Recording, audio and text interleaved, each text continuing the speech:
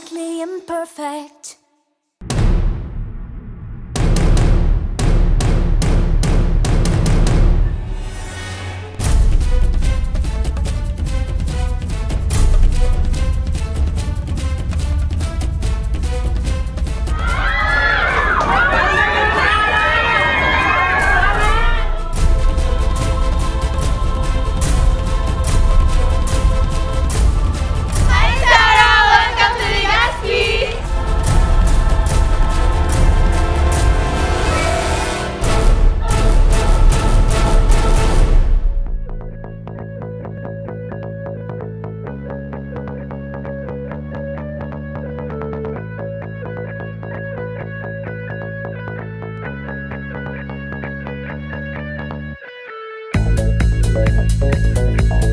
Hindi po yun yung first time ko mag-show sa Legazpi, pero pasensya na hindi ko na matandaan kung kailan yung last na concert namin doon. Pero I'm very happy dahil nabigyan ako ulit ng pagkakataon to perform para sa mga kababayan natin sa Legazpi.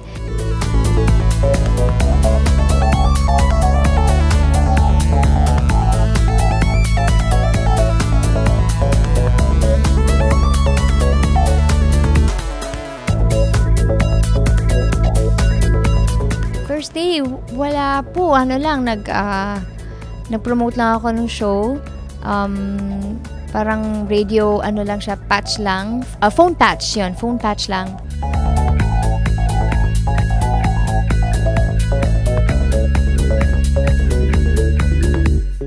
Ang natandaan ko is yung masasarap na pagkain na Filipino dish na maaanghang, Bicol Express, laing. Tapos kumain din kami po ng masarap na lechon doon. So, masaya naman po yung naging trip namin, kahit short lang.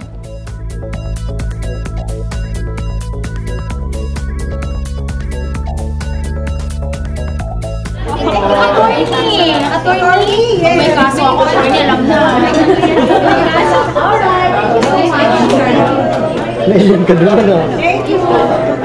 Thankful sa producers kasi talagang all out sila sa pagsuporta, sa pag-aalaga sa amin. And also, first time kong magkaroon ng show sa Legazpi na for the benefit of cancer patients.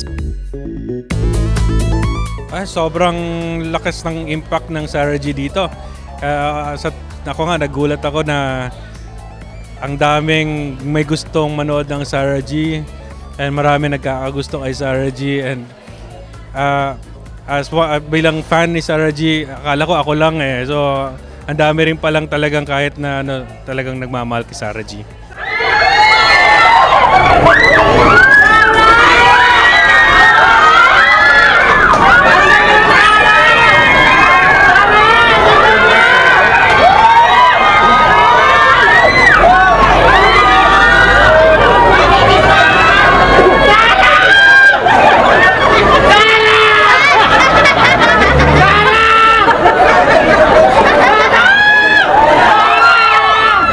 I decided to produce this Sarah G concert because para sa mga breast cancer patients, bilang isa sa mga kapatid ko nagkaroon ng breast cancer, gusto natin tumulong din doon sa mga meron din mga breast cancers para makatulong tayo sa kanila.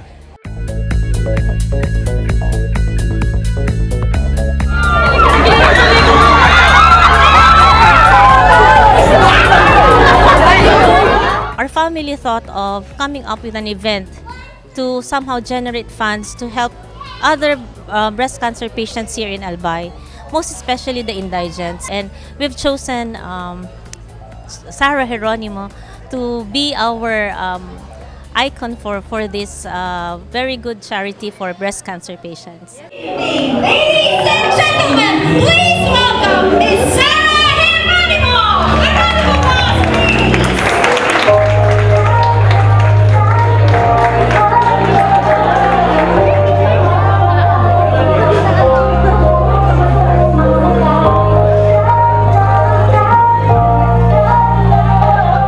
Na-meet namin yung mga beneficiaries ng concert, some of them, mga bata.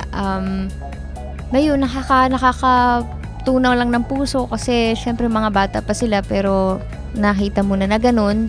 Pero yun nga, medyo nakaka-worry din kasi medyo gabi na rin nun eh. So, yun. Maraming salamat po para sa pagpunta nyo, sa oras po ninyo. I believe lahat po tayo magkakasama-sama tomorrow. Tama po ba? Lahat po ticket holders. Maraming salamat po. Sana po mag-enjoy po kayo tomorrow night. Thank you!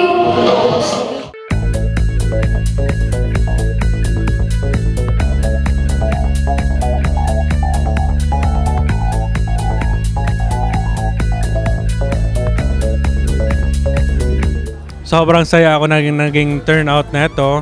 I'm expecting na yung concert tomorrow will be a blast. It will be one big concert that Legazpi will be remembering. Sige, maraming salamat po. Have a good night, everyone. Hope to see you tomorrow. Salamat po.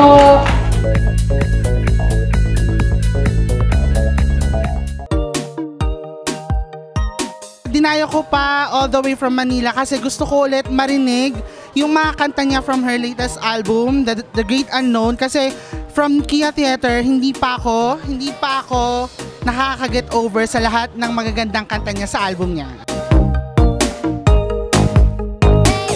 Ngayon po, marami ng tao sa loob. Tapos kanina pa pong 3 o'clock, ang dami na pong nakapila.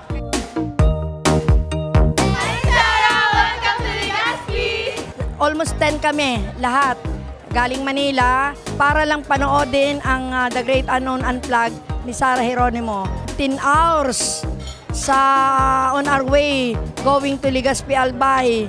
Pero alam ko sulit naman ito dahil napakaganda naman ng concert niya na The Great Unknown Unplugged.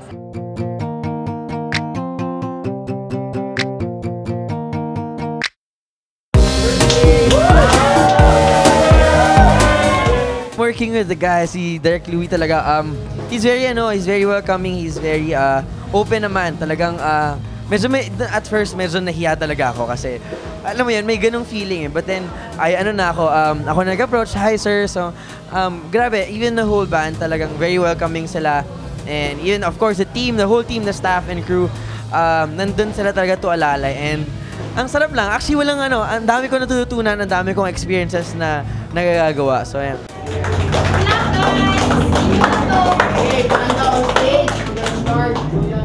Bihira lang po kasi kami magkaroon ng show for The Great Unknown. Kasi, yun nga, medyo risky din kasi nga yung show is, kumbaga parang indie. Kasi nga, all original songs and hindi naman din hindi siya well promoted. So, in a way, ito na yung promotion namin. Sa isang malaking venue nga lang, parang album launch sa iba't ibang probinsya, sa iba't ibang sulok ng Pilipinas.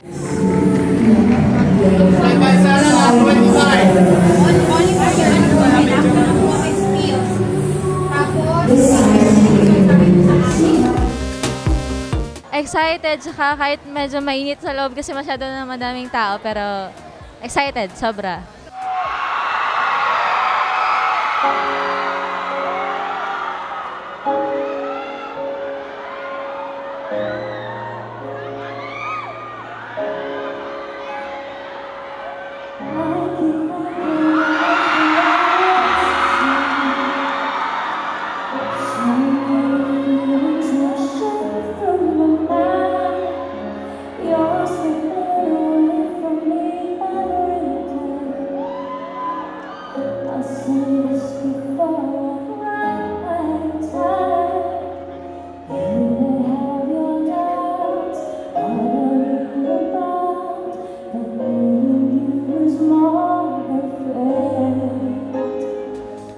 Sa nag-experience ko ng gabing yun, receptive sila, responsive, appreciative.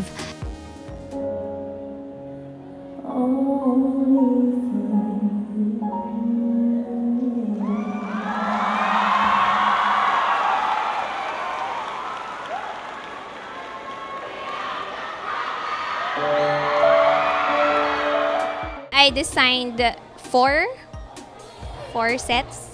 Yeah. Kasi sa personality ni Sarah, parang tingin ko sa kanya is someone simple. So, I designed simple casual dresses. Ang pinili kong color scheme is more on black, neutral tones.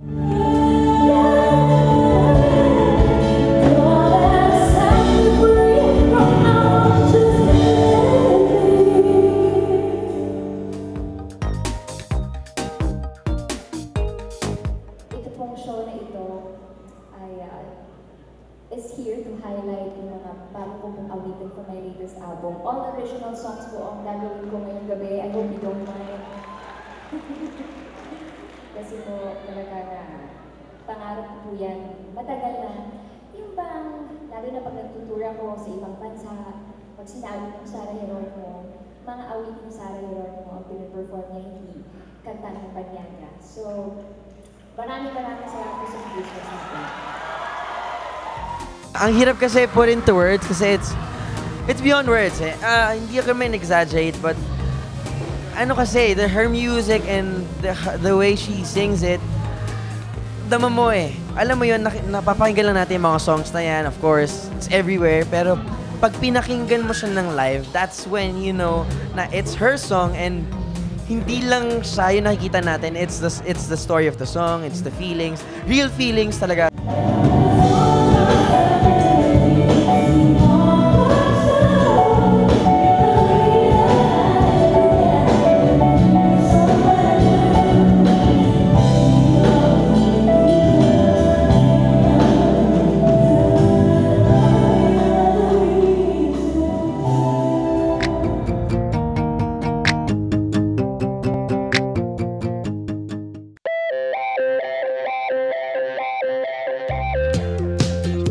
This is my first time po to watch Sarah G concert. At 3 years ago, I'm planning to attend kasi one of her concerts sa Araneta Coliseum. But I haven't the chance to attend. So ngayon, since nandito na siya na mismo yung pumunta sa Bicol, I grabbed the chance together with my husband. Manonood talaga kami this night.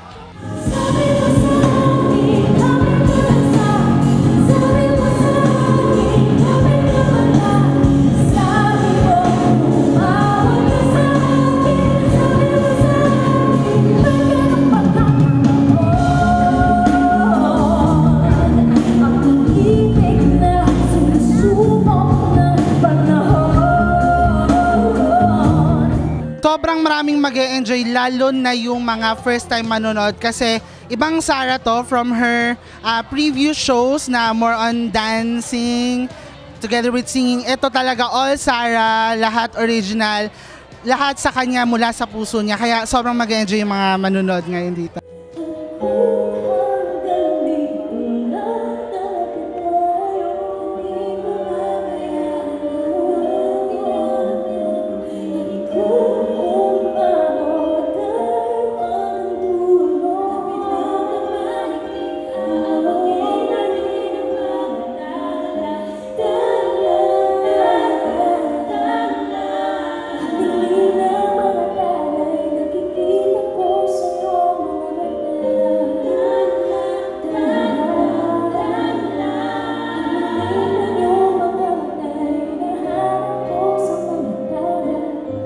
Isa sa mga album niya, ang gusto ko sana andun yung tala.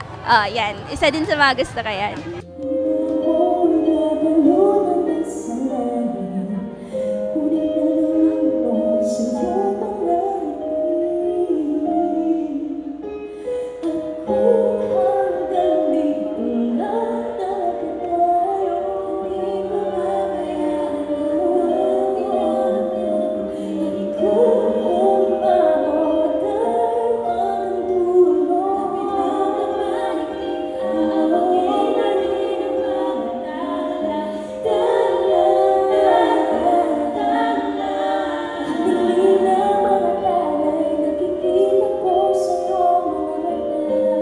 It takes, you know, a great effort, talagang talent siya. It's a gift, it's a God-given gift na, alam mo yun, na tumatama talaga, grabe yung effect sa tao. And just as a fan, pag pinanood mo siya, manonood ka talaga the whole show. And that song is called Tala.